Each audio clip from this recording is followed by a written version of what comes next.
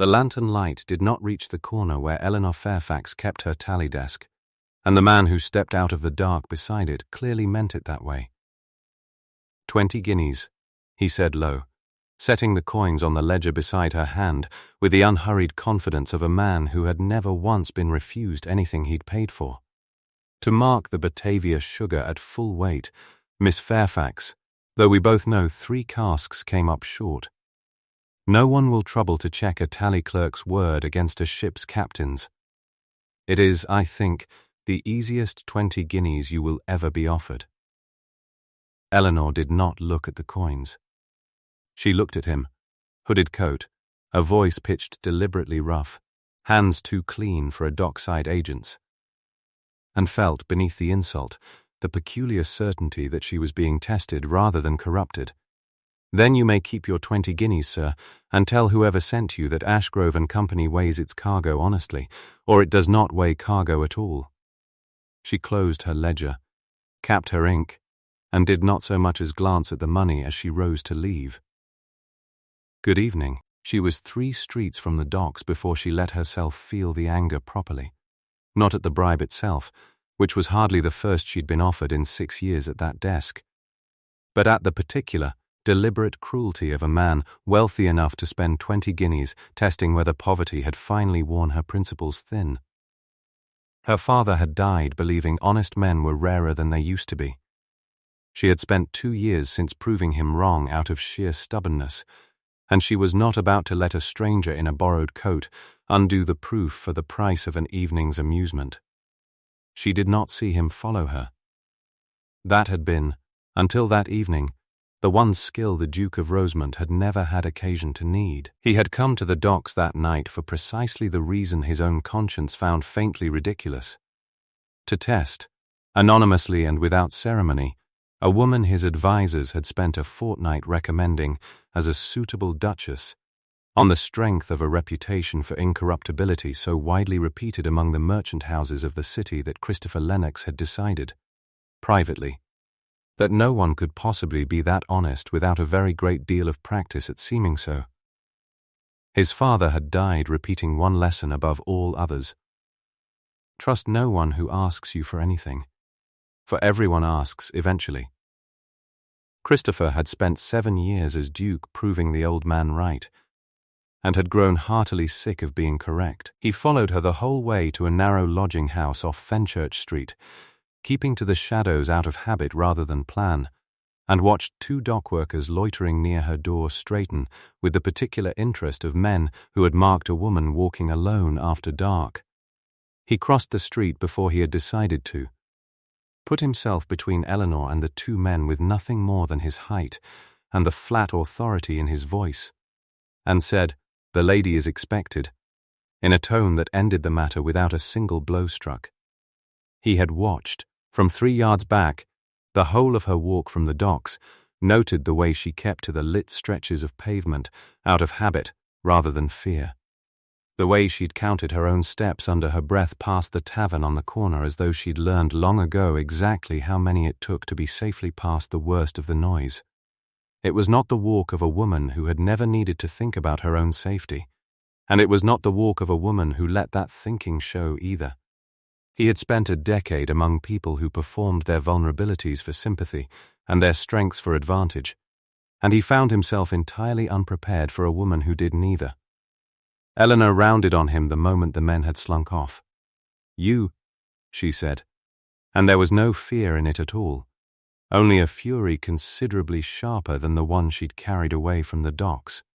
Following a woman through the streets after failing to buy her honesty is a strange sort of chivalry, sir. I did not follow you to repeat the offer. Then why did you follow me at all? He had no honest answer ready, which surprised him nearly as much as it plainly surprised her. Because a stranger offered you a small fortune to look away from a wrong, and you did not so much as glance at it.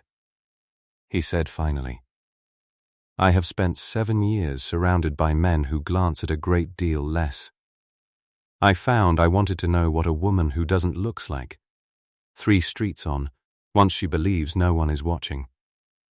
Gentlemen who can afford to spend 20 guineas testing a woman's price," Eleanor said, rarely trouble to learn what an honest wage actually costs her instead. I have buried a father and kept myself decently for 2 years on £60 a year, sir, and I did not do it by selling my word the first time it grew inconvenient to keep. Tell whoever sent you that, and tell him also that I should like never to see either of you at my desk again." She let herself into the lodging house and closed the door before he could answer. And Christopher Lennox stood alone in the dark street feeling, for the first time in longer than he cared to examine, thoroughly and deservedly put in his place. His steward was waiting when he returned to Rosemont House, still in his own clothes beneath the discarded coat, and greeted the sight of his master's dishevelled state with the mild, practised concern of a man who had managed the Duke's affairs since before the old Duke's death. "You've been to the docks again, Your Grace." Josiah Crane said it as a statement rather than a question, setting aside the ledger he'd been reviewing. "I do wish you would leave that particular economy to men paid to understand it. If word got about that the Duke of Rosemont goes creeping about the wharves in a hired coat, testing clerks with bribes, it would embarrass no one but myself, Crane, which is precisely why I do it alone." Christopher poured himself a brandy he did not, in the end, want. I tested the woman Lady Hertford's committee recommended for my consideration. Fairfax, I believe the name was. A tally clerk at Ashgrove's. Crane's hand, reaching for his own ledger, went very briefly still. Miss Fairfax. Yes, a respectable young woman, by all accounts. Her father was a factor of some standing before his debts caught up with him. She refused 20 guineas without troubling to look at it. Christopher found, saying it aloud, that the memory pleased him considerably more than he had expected. "I begin to think Lady Hertford's committee has, for once, recommended someone worth meeting properly. A tally clerk, Your Grace, however honest, is hardly what my father would have chosen. No, which recommends her to me a great deal further." He set down the glass, already composing, in his own head, the considerably more honest letter he intended to send round in the morning. See that a proper introduction is arranged. Crane, through Lady Hertford, and no disguises this time. Crane inclined his head, murmured his agreement, and said nothing at all about the 3 casks of sugar he had personally instructed his own agent to underdeclare that same week, nor about the 6 years of careful, patient theft that a single incorruptible clerk at Ashgrove's now stood rather closer to discovering than either man in that room yet understood. He excused himself shortly after, citing the lateness of the hour, and did not return to his own lodgings until he had first called at a counting-house 2 streets from Ashgrove's, where a clerk with considerably fewer scruples than Eleanor Fairfax kept a second, private ledger for exactly this purpose. 6 years of patient arithmetic had taught Josiah Crane a great deal about the particular danger of an honest woman with a good head for figures, and he did not intend to let one interfere with an arrangement that had, until that week, functioned without a single hitch. Lady Hertford's committee, when consulted the following morning, proved considerably less surprised by the Duke's sudden interest than Christopher had expected. "I recommended Miss Fairfax 3 weeks ago, Your Grace, and was beginning to wonder whether you meant to act on it at all, disguise or no disguise." Lady Hertford poured tea with the brisk efficiency of a woman who had arranged a great many awkward introductions in her time, and had grown impatient with the delicacy such matters were generally supposed to require. Her father was a gentleman, whatever his debts, and her mother's people are perfectly respectable, though reduced. She has kept herself decently for 2 years on a clerk's wage, rather than accept charity from cousins who would have made her earn every meal with her gratitude. I thought her precisely suited to a man who needs a duchess capable of managing more than a household budget. She fixed him with a look that missed very little. "I gather from your face that the test went rather better than you anticipated. It went considerably worse for my own vanity, Lady Hertford, and rather better for my opinion of the lady in question." "Good," she said, with evident satisfaction. I should hate to think I'd recommended you a paragon for nothing. The proper introduction, when it came a fortnight later, arrived with all the ceremony Eleanor's midnight encounter had entirely lacked.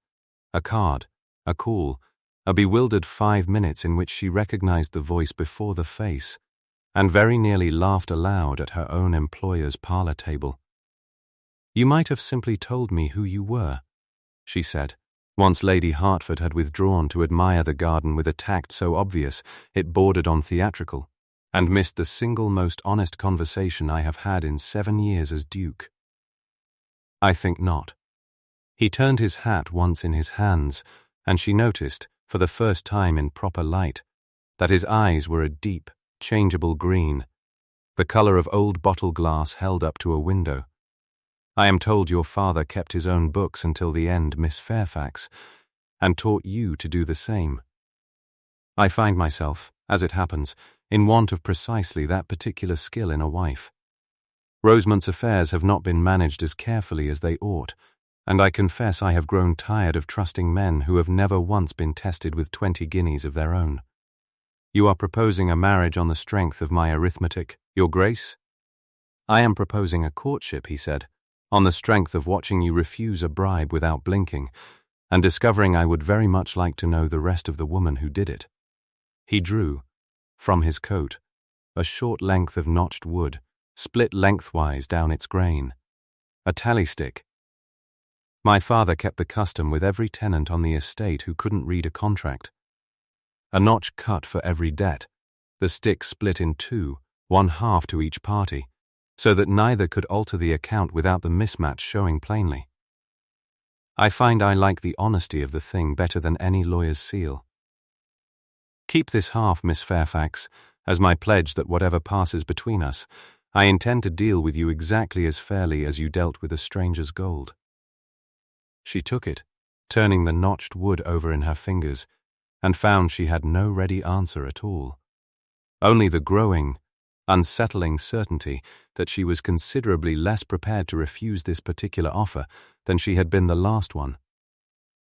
He called again the following week, and the week after that, with a persistence that surprised his own household nearly as much as it surprised hers, and by the third visit they had abandoned the pretense of discussing her father's bookkeeping methods entirely in favor of simply talking. The two of them alone in Ashgrove's small back parlor while a clerk dozed, with admirable discretion, over an account book he had long since finished balancing. "You have not asked me once," Eleanor said on that third visit, "why a woman with a gentleman's blood in her veins chose a clerk's desk over a cousin's charity. Every other caller who has troubled to learn my history has asked within the first quarter hour, generally with a great deal of unearned pity in their voice. I assumed you had your reasons, and that they were considerably better thought through than most people's excuses for pity." He turned his hat once, a habit she had come to recognize as the nearest thing he had to fidgeting. "Were they? My cousins offered me a home on the condition that I make myself agreeably useless in it, fetching, mending, entertaining their children, being grateful. I found I would rather earn £60 a year and answer to no one's notion of gratitude at all." She met his eyes. "I do not think you understand yet what you are courting, Your Grace. I have grown accustomed to being the only honest person in a room, and I have grown rather fond of the independence that comes with it. I will not fold myself smaller to fit a duchess's expected shape. I did not cross a ballroom floor's worth of my own adviser's objections," he said, "to ask you to be smaller. I have spent 7 years surrounded by people arranged precisely to my convenience, Miss Fairfax. I find I have had quite enough of convenience to last several lifetimes. Then we are agreed on one point of arithmetic already, Your Grace," she said, and something in the dry precision of it made him laugh outright, the sound so unguarded that the dozing clerk stirred briefly before settling again. It was, she would think later, the first time she had heard him laugh without the smallest edge of caution behind it, and she found she wanted very much to hear it again. Trouble found her, as it generally did, at her own desk. "I understand you've been reviewing the Rosemont shipping accounts rather more closely than your position requires, Miss Fairfax. Josiah Crane stood over her with a smile that did not reach his eyes, 3 ledgers of his own tucked beneath his arm. Mr. Ashgrove tells me you've queried 4 separate manifests this month alone. It does not do for a junior clerk to make a habit of questioning a duke's own steward's figures. I query what does not balance, Mr. Crane.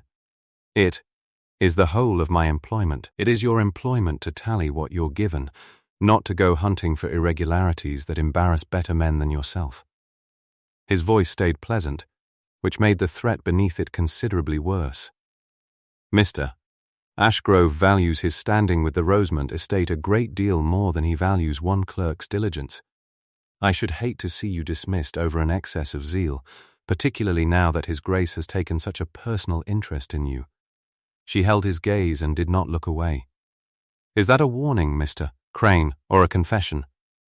It is friendly advice, Miss Fairfax, from a man who has managed this estate a great deal longer than you've kept its books. He left without waiting for her answer, and Eleanor sat very still afterward with her pen dry in her hand, understanding, with a cold and certain clarity, that she had touched something considerably larger than a single clerk's carelessness. Miss Ashgrove himself sent for her within the hour, looking considerably more uncomfortable than a man discussing a valued clerk's continued employment ought to look. I have had a rather pointed letter from the Rosemont estate this morning, Miss Fairfax, suggesting your recent diligence has begun to strain the goodwill between our 2 houses. I need hardly tell you how much of this firm's custom flows from that particular goodwill. Am I being dismissed, sir, for finding 4 manifests that do not balance? You are being asked, Ashgrove said, not meeting her eye, to exercise rather more discretion about which manifests you trouble to balance in future. I am an old man with a firm to think of, Miss Fairfax, and I confess I have not the stomach for a fight with a duke's own steward over a handful of casks. He softened, slightly, at whatever he saw in her face. I do not ask you to falsify anything. I ask only that you look a little less closely at the Rosemont accounts specifically, and let the matter rest. She left his office with her position intact, and her conscience considerably less so, and understood. Walking back to her own desk past the ledgers she had been all but ordered to stop reading, that she had come within a single uncomfortable letter of losing the very thing that had first drawn a duke's attention to her at all. She found the whole shape of it 4 nights later, alone at her desk with a candle burned low, and 6 years of shipping manifests spread before her like a confession no one had yet been made to give. The pattern was small at first glance and enormous once traced. Cargo consistently under, declared by a fraction too regular to be chance.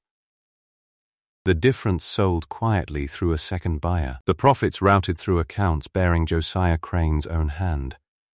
6 years of it, skimmed steadily from the Rosemont estate's own shipping investments, dressed up each quarter as ordinary loss and spoilage. The bribe she had refused at the docks had not been a stranger's idle test at all. It had been Crane's own scheme, and the Duke, testing her honesty for his own private satisfaction, had very nearly walked into the middle of his own steward's theft without either of them realizing it. I believed I was being tested that night, she thought, staring at 6 years of another man's careful dishonesty. I understand now that I was only ever the first person patient enough to notice. She did not sleep that night, turning the problem over as carefully as she turned any column of figures, and by morning had settled on the one thing she was certain of. She would not go to Christopher with suspicion alone, only with proof solid enough that no steward's 40 years of trusted service could talk it away. It took her 3 more days of quiet, careful work. Cross-referencing manifests against harbour records Ashgrove kept, but rarely consulted, tracing the second buyer's name through a network of small transactions until it led, unmistakably, back to an account in Crane's own hand, before she judged the case complete enough to carry to the one man with the power to end it. She told Christopher everything 3 nights later, in his own library, because she had learned by then that whatever this courtship was becoming, It would not survive being built on a secret any better than his estate would survive Crane's continued management of it. 6 years, Your Grace. Traced through manifests your own steward signed himself. She laid the proof before him with a steadiness she did not entirely feel. I did not come to you the moment I found it. I wanted certainty before I asked you to doubt a man you've trusted since your father's time. Christopher read in silence for a long moment, and when he looked up his face held none of the polite disbelief she had half braced for. He was the one constant thing I never questioned, he said. Lo, my father trusted him. I trusted him precisely because my father had taught me to trust almost no one else. His jaw tightened. You found this alone. While I was busy being charmed by a woman clever enough to solve my own estate's ruin before I'd thought to ask her to. I am not solving it for you, Your Grace. I am telling you, so that you may finish it yourself, in whatever manner satisfies you. She met his eyes, steady. You needn't look at me as though I've done something owed an apology. I did not steal from you for 6 years. Ask yourself instead what you mean to do about the man who did. Crane did not go quietly, once confronted, and he did not go without one final, desperate stroke. It took him 2 days to forge what he needed, a false tally stick, cut with notches meant to mirror an old debt of Eleanor's own father's, split to imply she had been settling her family's ruin for years, by quietly skimming small sums from the very manifests she claimed to police. He presented it to Christopher himself, with the mournful reluctance of a man performing an unpleasant duty. I did not wish to believe it either, Your Grace, but the notch pattern is unmistakable, and I am told her father died rather further in debt than is commonly known. Christopher held the false stick a long moment, and felt the old lesson surface in him despite everything. Trust no one who asks you for something, for everyone asks eventually, and for one terrible hour standing alone in his own library with the forged wood in his hand, he let himself believe it. He did not send for her. He told himself he needed time, and did not examine too closely how much that particular kind of thinking had always, in the past, resembled cowardice dressed as caution. His own conscience would not entirely let the matter rest, however much his old habits urged him toward silence.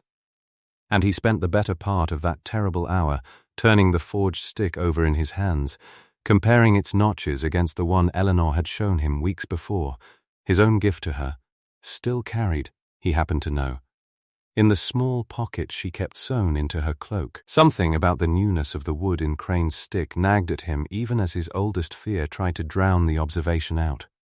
He did not yet trust the thought enough to act on it.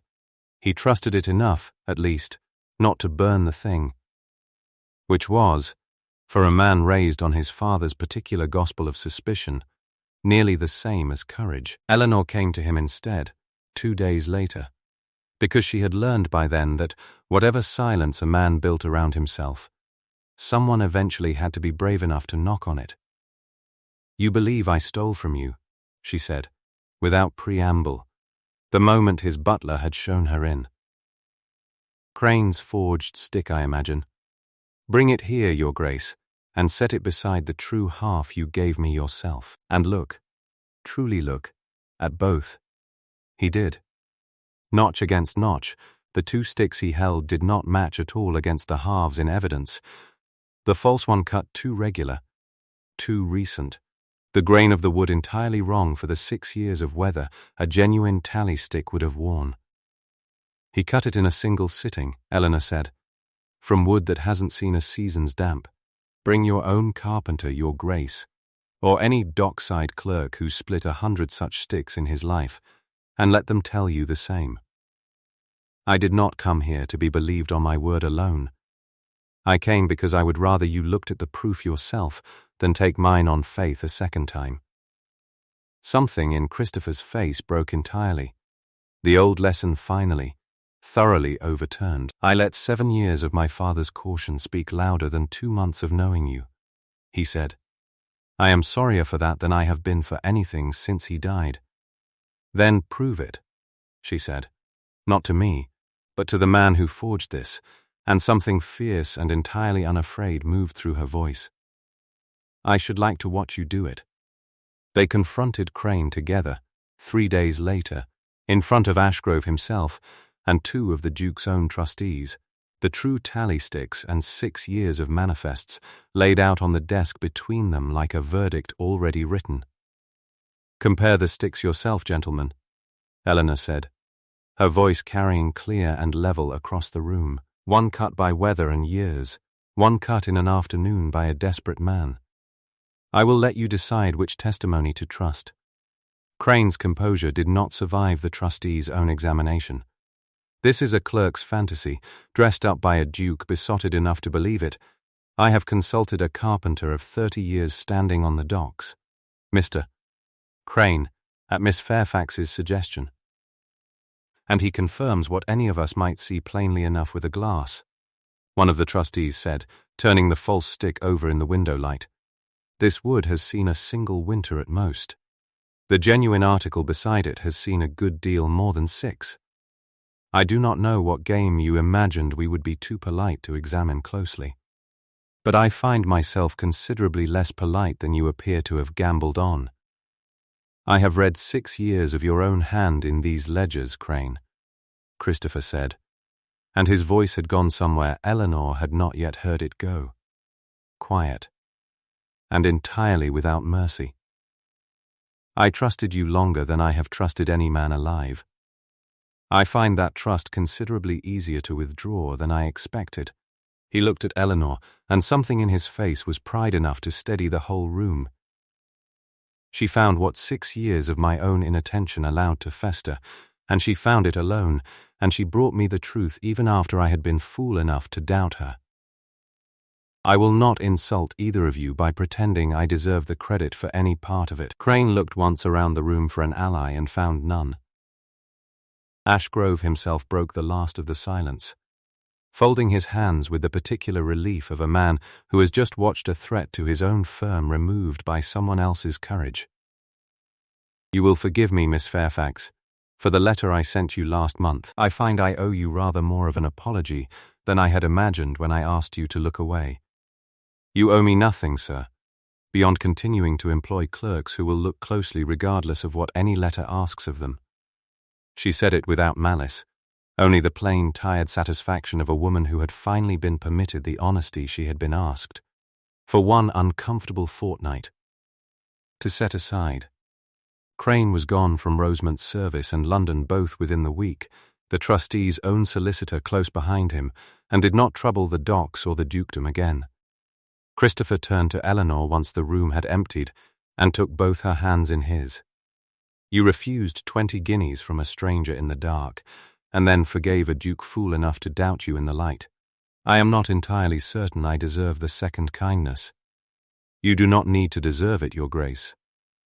You need only keep proving yourself worth having offered it, she said, and when he kissed her then, in the empty counting house with the true tally sticks still lying between them, it felt to both of them like the settling of the fairest account either had ever kept. They were married that autumn, quietly, at Rosemont's own small chapel rather than the fashionable church his aunt had half expected him to insist upon, and Eleanor kept her place at Ashgrove's desk for a full season afterward, dismissing every polite suggestion that a duchess ought to abandon her trade with the same flat composure she had once used to dismiss 20 guineas. Lady Hertford declared the whole arrangement scandalously unconventional, and told every drawing-room in London so, with an enthusiasm that left no doubt at all how thoroughly she approved. The following spring, in the small estate office at Rosemont that Eleanor had made entirely her own, 2 halves of a single tally stick lay joined together at last in a glass case above the mantel, matched, notch for notch, 6 years' worth of honest weather worn into the grain of both. The new steward's first quarterly accounts came back this morning, Eleanor said, setting aside her pen as her husband came to lean over her shoulder.